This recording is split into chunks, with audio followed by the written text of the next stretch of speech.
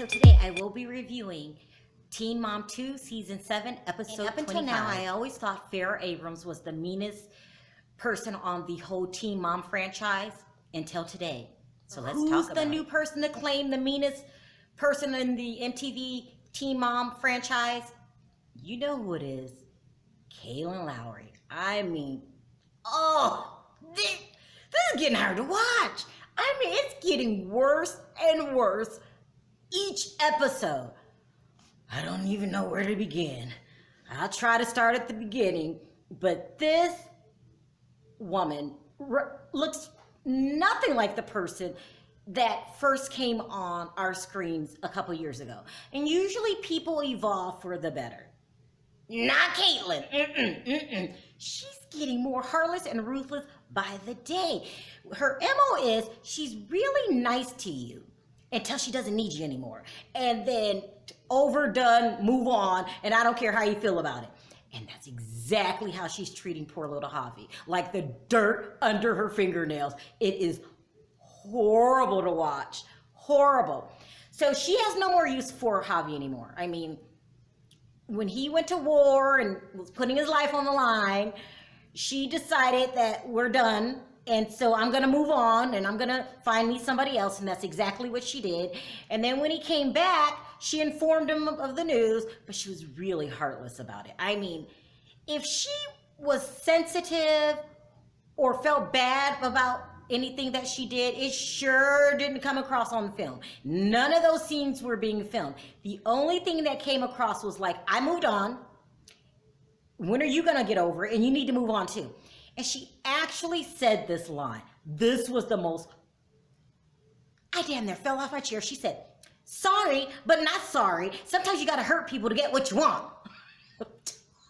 She admitted on national television that, hey, I don't give a damn about how you feel. It's all about me. But what she's forgetting about that is that might be how she feels and how she lives her life, but we all have to answer to a higher power. And I'm sure you heard the saying, Kailyn, what comes around goes around.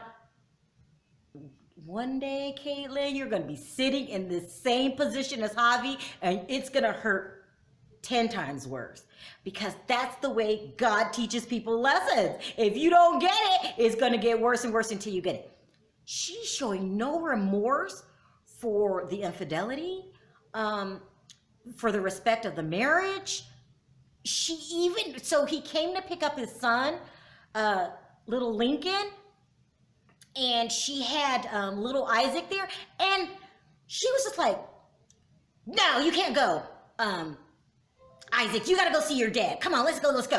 So the poor little kid started crying. He was like, I wanna go. Because don't forget, this is his stepdad that he has grown to love. And why has he grown to love him? Because you put him in his life, Kailyn.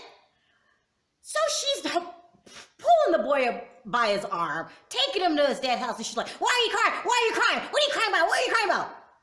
Since he wasn't able to express why he was crying, let me explain it for him.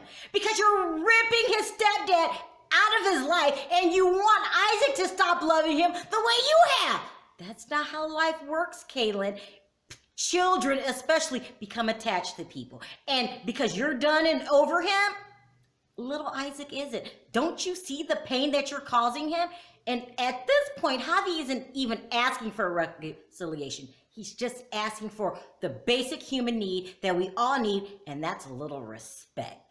So, I hope the cameras are around when you get what's coming to you, Kailyn, because you're acting like the new Jeffrey Dahmer. You just eat people up and spit them out. When you don't need them anymore. This is insane. But you're going to have to bigger lesson to learn in all of this. And so, I hope the cameras are rolling what you do. So just like she didn't give a damn, neither am I. Let's move on. Next we have my girl, Janelle. Janelle's scene is getting hard to watch too because Barbara is acting like Janelle is not her daughter and she wants to keep her son at all costs. I didn't mix my words. At all costs. She doesn't give a damn that Jace has a brother in the house. She doesn't give a damn that Jace has a brother that he is not growing up with. She doesn't give a damn that he needs to be with his family. Barbara doesn't even give a damn that she's treating Kailyn like the little kid across the street that she doesn't know. She's showing all the love and affection and concern towards Jace. I mean, I don't think I seen her come one day and pick up Kailyn too. Jace. I mean, she acts like she's not related to Kailyn. Janelle, you got to get your child back immediately. So I'm proud of you standing up trying to do that. And I see it's getting harder and harder for you. She is wearing you down, but don't give up the fight. But I do see you got a small little blessing just thrown on your lap. So for no reason at all, she wasn't expecting it. Nathan texted David and said, I'm not making this up. He's moving to England and he wants to give up custody of his son. Well, Janelle was like baffled. She was like, what? Because who does that? Unfortunately, Janelle, I wouldn't question it if I was you. You better jump to it like you did, get it all written up by the lawyers, and run with it before he changes his mind. This is a blessing in disguise. For him to even make that phone call is asinine and means he doesn't give a damn about Kailyn. He wants to give up custody.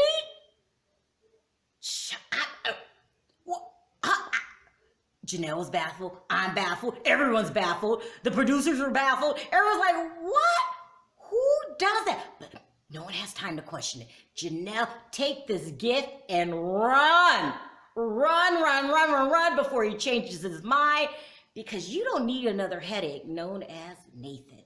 So, I feel your pain. You're going through a lot right now, but I have a feeling everything will turn out in your favor. Just hang in there and hurry up and get to the lawyer while you're at it.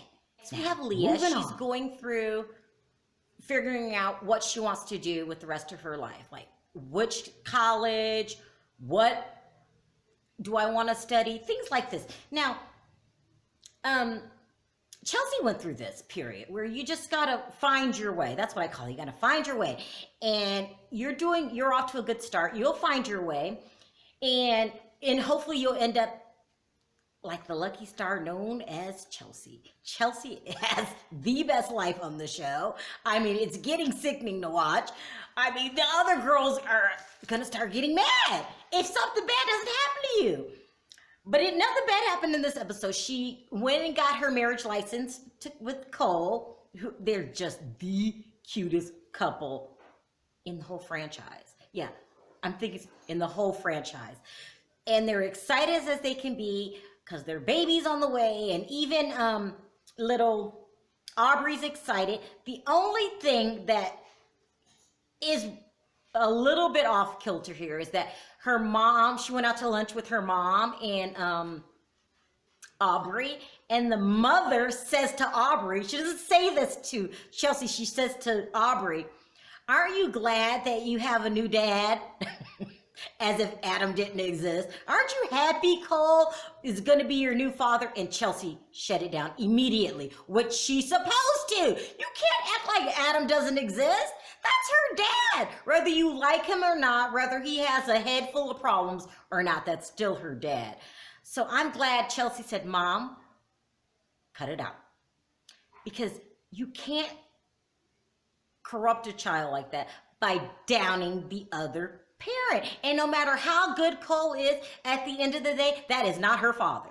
So you have to allow Aubrey to have a relationship with his real father, who is Adam. So if you don't like it, you should take that up with Chelsea. She made that choice back then, but you can't cut him out of the picture. Besides that, Chelsea has the best life ever. I'm loving that. So that's what happened this week. See you next week. I'll be there to watch the crucifixion of Javi. Thanks for watching. Talk to you next time. Bye.